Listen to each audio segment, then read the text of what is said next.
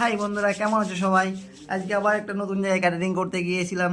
গিয়ে দেখো আমি একা একাই টেবিল সাজাচ্ছি, একা একাই সব কিছু করছি। সবাই যে যার মতন, এইদিকে কেউ প্রেম করতে গিয়েছে, এদিকে ঘুরতে গিয়েছে। এটা আমাদের সাপাই ভাই। এই ভাইটা বাইরের থেকে ভিতরে এলো, ফুচকা খেয়ে এসে আসলো এবং আমি একা একাই সাজাতে লাগলাম পুরো টেবিলটাই।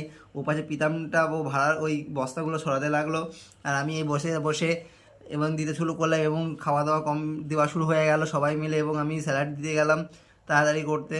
এবং ওই পাশে তো আজ রনিদা মিক্স রাইস দিচ্ছিল এবং আমি স্যালাড দিতে শুরু করলাম।